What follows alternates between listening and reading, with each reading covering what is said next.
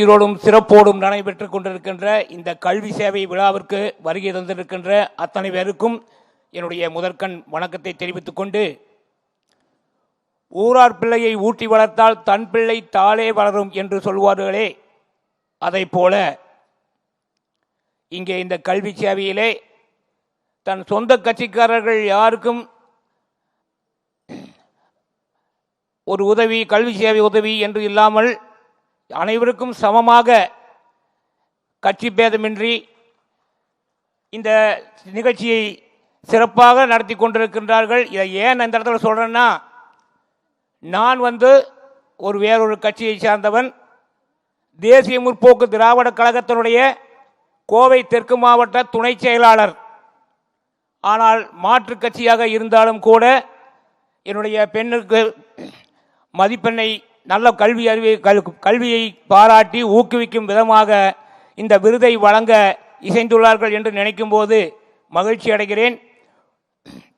உங்களுடைய இந்த கல்வி சேவையிலே எங்கள் இறை தெய்வம் கேப்டன் அவர்களை நாங்கள் பார்க்கிறோம்.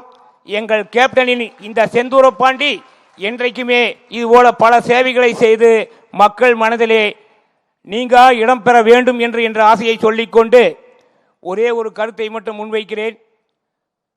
நாட்டினுடைய இரண்டு கண்கள் என்றால் ஒன்று கல்வி, இன்னொன்று விவசாயம்.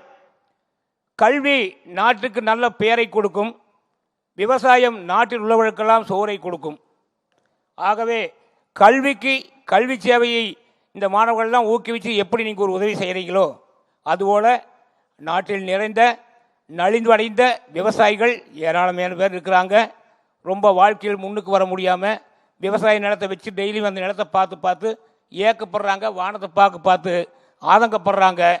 நலிந்த விவசாயிகளுக்கு இது போன்றது ஒரு உதவியையும் தாங்கள் செய்து அந்த விவசாயத்தையும் விவசாய குடும்பங்களையும் தூக்கி நிறுத்தி அவருடைய வாழ்வாதாரத்தை நிலைநிறுத்தி தருமாறு இந்த இடத்திலே என்னுடைய வேண்டுகோளை சொல்லிக்கொண்டு,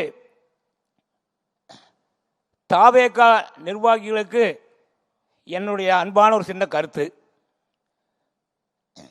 நான் போஸ்ட்டு, பேனரு, ஃப்ளக்ஸு இதெல்லாம் பார்ப்பேன். எல்லா பக்கமும் தளபதி விஜய்னு போட்டிருக்காங்க. நான் படிக்கும்போது என் மனசில் ஒன்று தோன்றதை சொல்லிடுறேன். தளபதி ஏற்கனவே தமிழ்நாட்டில் ஒரு தளபதி இருக்கிறாரு. ஆனால் இவர் அந்த மாதிரியான தளபதி அல்ல.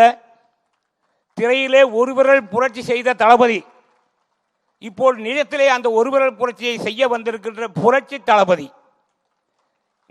தலவைக்க நிர்வாகிகள் எல்லோருமே இனி அந்த புரட்சி தளபதி என்ற அடைமொழியோடு போட்டால் அதை படிக்கிறதுக்கு, கேட்கறதுக்கு, பார்க்கறதுக்கு சந்தோஷமா இருக்கும். அது மட்டும் அல்லாமல் அரசியலுக்கும் புரட்சிக்கும் ஒரு சம்பந்தம் உண்டு.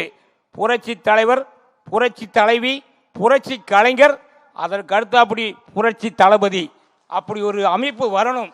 நிச்சயமாக இந்த தமிழ்நாட்டிற்கு ஒரு நல்ல ஒரு காலம் வரும். உங்களுக்கு ஒரு மக்களாலே நல்ல ஒரு பேரும் வரும் என்று கூறிக்கொண்டு இந்த வாய்ப்பளித்தமைக்கு நன்றி பாராட்டி விடைபெறுகிறேன். நன்றி, வணக்கம்.